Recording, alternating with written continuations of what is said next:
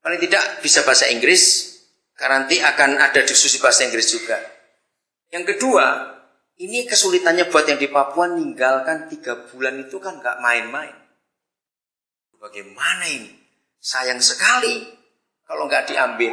Yang di Papua menyesal. Habis bagaimana keadaannya? Mereka kadang lihat bahasa Inggrisnya itu tadi. Ya udah kalau begitu. Bukan saya memanfaatkan, tidak. Tapi saya tahu Papa di surga memberi saya kesempatan. Bagaimana caranya?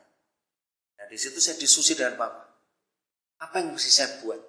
Oh di Papua nggak bisa. Bagaimana caranya? Suruh Kurus bilang, kan kamu ada anak-anakmu di Jakarta. Iya banyak, tapi yang mana? Saya nggak tahu juga. Dan 3 bulan harus tinggalkan kerjaan. Mulai dari pagi kalian ya.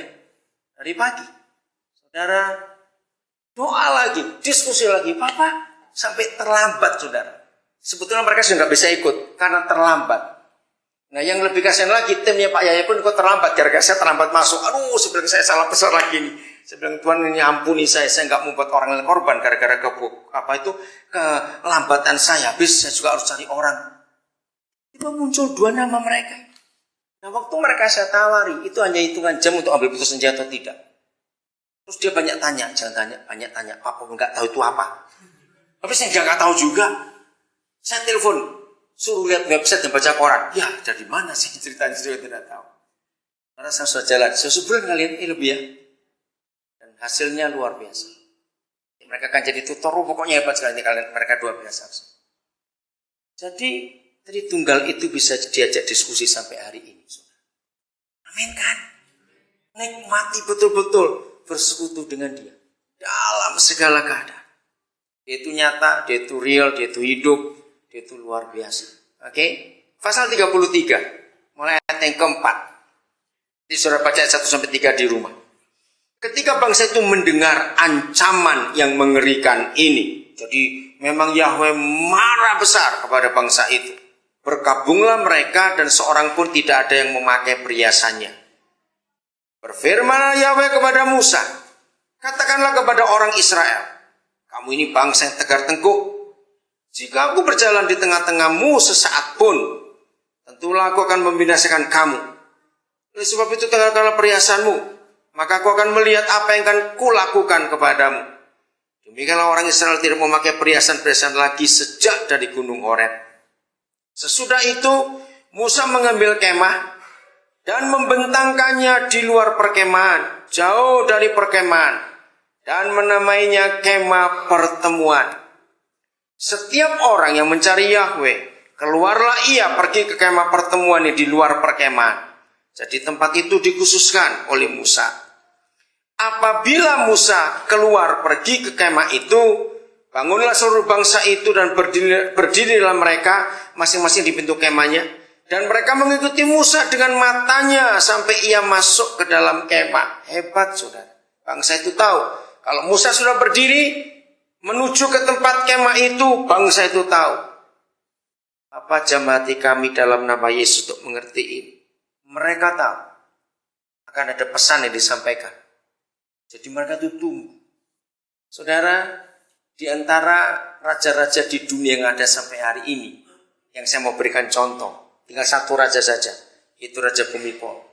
Belum lama, ini Raja Bhumipol baru tampil lagi di depan rakyatnya, setelah sakit cukup lama.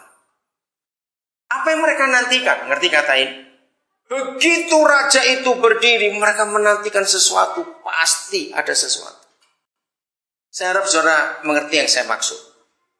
Pernahkah dalam hidup saudara setiap hari saudara itu menantikan suara Tuhan? Itu seperti rakyat menanti suara rajanya. Ngerti maksud saya ini? Seberapa pentingnya firman Tuhan buat saudara setiap hari dalam hidup ini? Ketika bangsa itu tahu kalau Musa sudah keluar dari kemahnya dan menuju ke kemah pertemuan, mereka siap. Saya ulangi lagi ayat ini ya. Ayat 8. Apabila Musa keluar pergi ke kemah itu, bangunlah seluruh bangsa itu dan berdirilah mereka masing-masing di pintu kemahnya. Dan mereka mengikuti Musa dengan matanya sampai ia masuk ke dalam kemah. Mereka mengikuti Musa dengan matanya. Kalau saudara ingat sejarah 10 November di Surabaya tahun 45, akan hebat sekali. Waktu itu Soekarno-Hatta tidak berkuasa apa-apa. Tapi yang berkuasa di Surabaya itu Bung Tomo. Ketika Inggris memberikan ancaman, dalam waktu sekian jam, saya lupa 6 atau 8 jam, kalau rakyat Surabaya tidak menyerahkan senjatanya, kami akan bumi hanguskan kota ini. Atau Bung Tomo itu dengan suara menggelegar, dia menantang. Ayo orang-orang Surabaya, jangan pernah menyerah. Kata-kata itu membuat mereka semangat. Walaupun akhirnya mereka kalah, habis pakai pemburu runcing, tapi kisah itu ada sampai hari ini dan dunia mengakui. Karena dengan kisah itu, jenderal besar Inggris mati, saudara. Malabi. Tentara sekutu kaget. Malabi itu seangkatan dengan MacArthur. Bisa kalah di tangan orang Surabaya. Karena ada satu perintah yang mendorong hati. Nah, saudara, seberapa besar saudara dan saya menantikan firman setiap pagi waktu kita mau buat apa saja. Lalu setelah itu, dengarkan, ini yang penting, setelah itu orang-orang di sekitar kita, termasuk keluarga kita, seberapa besar menantikan firman Tuhan yang kita terima. Inilah kehadiran Yesus, karena dia itu firman dalam hidup ini. Seberapa besar? Ini maksud ini, saudara. Yang saya mau tanya, kapan terakhir kali saudara mendengar firman Papa? Yang langsung dari dia. Entah lewat mimpi, entah lewat pewahyuan, atau lewat perenungan saudara sendiri. Kapan terakhir kali? Coba tanyakan. Ini pribadi kedua yang hadir, yaitu firman. Ayat 9. Apabila Musa masuk ke dalam kemah itu, turunlah tiang awan dan berhenti di pintu kemah. Dan berbicaralah Yahweh dengan Musa di sana. Saudara temukan ada dua hal di sini yang sangat hebat. Papa menantikan Musa. Betul tidak? Karena kalau Musa tidak masuk, dia nggak turun. Yang kedua, ayo kita alami pengalaman ini. Gerejanya mengajar, berdoalah, mintalah, berdoalah, mintalah. Betul? Stop. Kenapa harus stop? Pakai ayat ini. Jangan nyerocos dulu kalau kita berdoa. Biar Papa yang bicara dulu kepada kita. Amin kan? Karena di peristiwa ini, Musa nggak ngomong apa-apa. Siapa duluan bicara? Papa dulu bicara. Bukan Musa. Inilah kehadiran Yesus dalam hidup kita, saudara. Supaya kita dikuatkan sungguh-sungguh. Untuk apa saja, inilah kehadiran Yesus. Dan dunia menantikan itu. Tolong salah seorang baca dulu Yesaya 2 ayat yang kedua dan ketiga. Kita masih ada di Keluaran 33, belum selesai. Silakan Yesaya 2 ayat 2 dan 3. Ayo. Seorang membaca. Kapan hari terakhir itu? Sekarang bukan? Nah, terjadi apa? Maka itu saudara, ketika berapa bulan terakhir ini banyak khotbah yang ngaco. Yesus mau datang, mau ada aniaya, ada pengangkatan. Terus tambah lagi film 2012. Saudara, saya itu marah betul-betul melihat ini. Kenapa para pendeta itu bisa ngawur khotbah?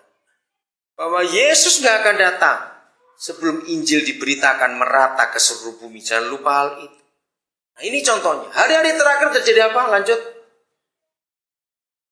Ya. Nah, stop sampai di sini. Jadi artinya begini, Sir. Kalau ada jajaran gunung-gunung di dunia ini, yang paling tinggi sekalipun, Mount Everest contohnya, ternyata rumah Yahweh itu lebih tinggi dari hulunya gunung yang paling tinggi di dunia.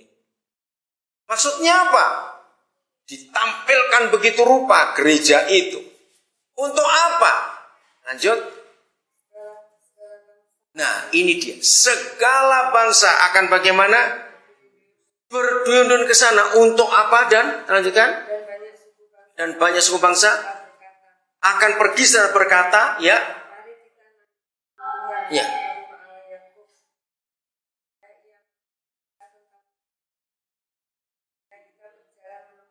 Ya, perhatikan. Yang dicari apa? Bangsa-bangsa berduyun-duyun minta pengajaran. Minta nasihat supaya kami berjalan menempuhnya. Lanjut. Ya,